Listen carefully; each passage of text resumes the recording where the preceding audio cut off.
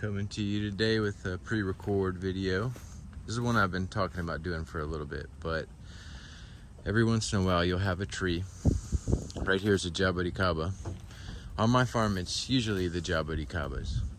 After a while they just aren't standing upright, and sometimes it could either be the tree's just growing how you don't want it to grow and you want to straighten it out, which is definitely a case here, but also I don't know if it's nematodes or what, but sometimes they get really weak at the root and they just wiggle around where they could just break off. There's like nothing there holding it together. So I got to take this out and we're going to take a look at the roots and try to repot it and make the tree happy again.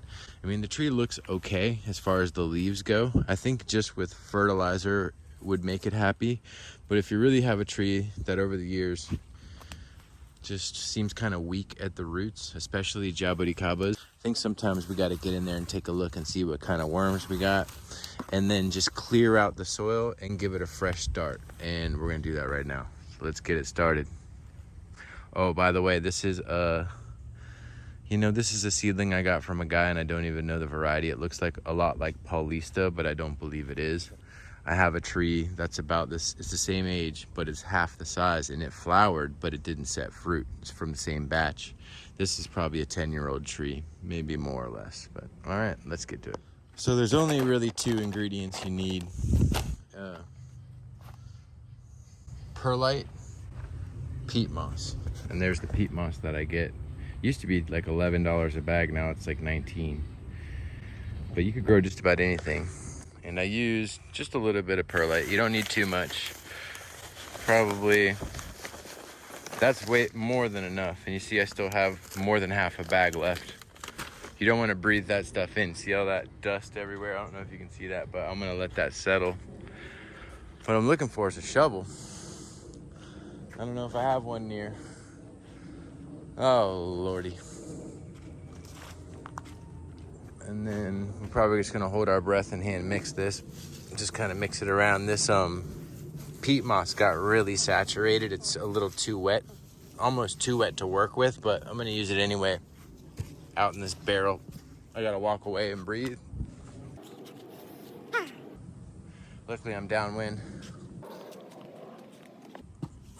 I mean upwind, not downwind. You know what the hell I mean. There's wind going. We're good. I'm just gonna mix that up a little better there. It's good that it's wet. Less dust. So that extra saturated media really helped out with that peat moss. No shovel. Now, if you really wanted to go the distance, you mix in some fertilizer. And I'm just gonna put the fertilizer on top. I'm not gonna put the fertilizer in this mix because it's a little too wet. And the fertilizer that I use, the Espoma, is dehydrated manure. You put it in here, it's gonna all get activated and wasted. You don't really wanna mix it into wet soil like that if you're gonna put the full amount. So I think this pot is gonna be fine to repot it back into the same pot. You can see how much distance I have right now, and you gotta think I'm gonna tear apart the roots, kind of look at it, and remove the soil. We'll have plenty of space in that pot. We don't need a new pot. So, here goes the next step. I've got my soil kind of prepped up. I'm gonna try to get this out of the pot.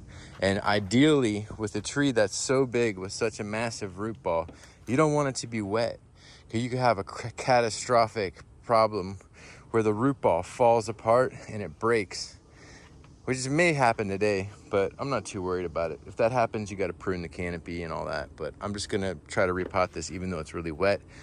Ideally, you don't want it to be wet, especially if it's a tree with fragile roots. Rollinia, I've killed doing that before.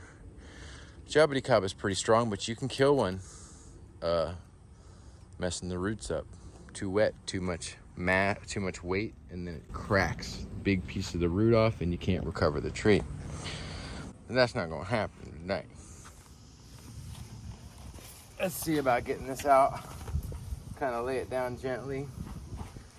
This thing's heavy as hell. Put your hand on the base. It'd be nice to have a piece of cardboard or something, but we're not gonna do that. It's just like a sandcastle.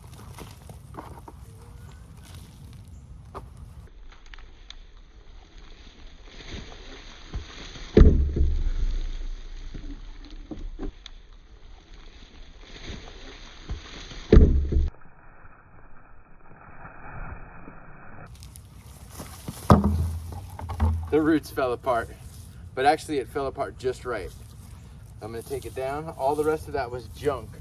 The root ball is actually still together perfectly. There's just not much roots. That was all junk. Too much perlite, way too much perlite in that mix.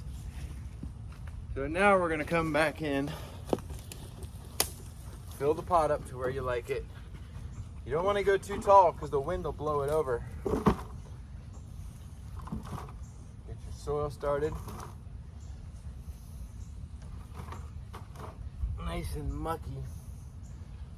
Okay, now we're gonna get this back without too much damage. Set it right back in the pot there.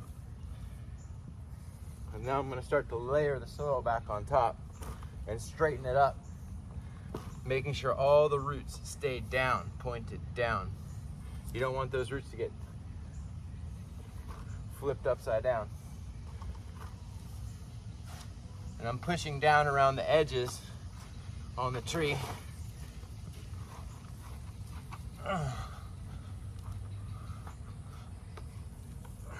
Looking a lot better. I could straighten it out a little more than that. May have to stake it. May just have to stake it. Definitely not gonna need to water it. It's wet.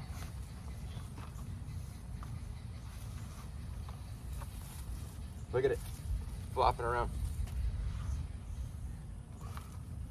Now you don't want to plant it too deep. We're getting to the point of maybe being a little deep.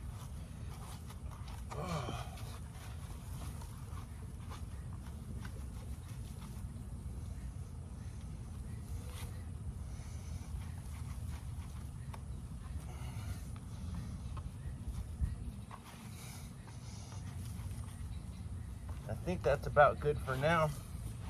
Maybe one more handful.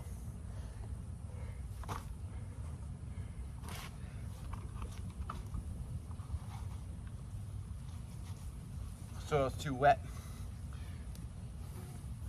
Ooh, it's not even any straighter than it was before.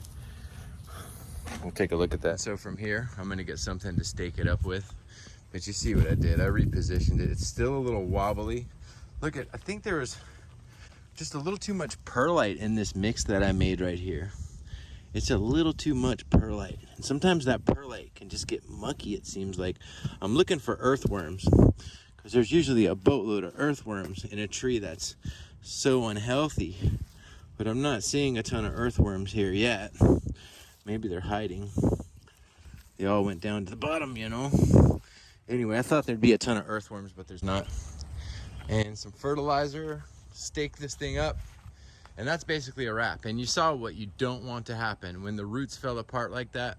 If this had been any other tree, like a Rollinia, especially some of the Annonas, if you do that, that's catastrophic. It'll ruin the tree. But this one just didn't have a lot of roots to it, and it was gonna fall apart anyway. There was no stopping it. So the root ball held up really well, even though it looked catastrophic.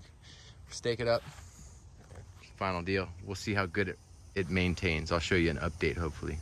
And then this here is kind of what I'd call the final product, except I have not fertilized yet. Just in case there's any stress to the roots, I'm gonna let it just settle in.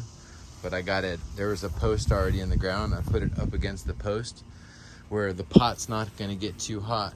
You don't wanna have the pot get real hot, but that's a perfect spot for it to recover. And it's looking the best it's looked in years. As straight as I'm gonna be able to get it, I think. But how's that, folks? How's that?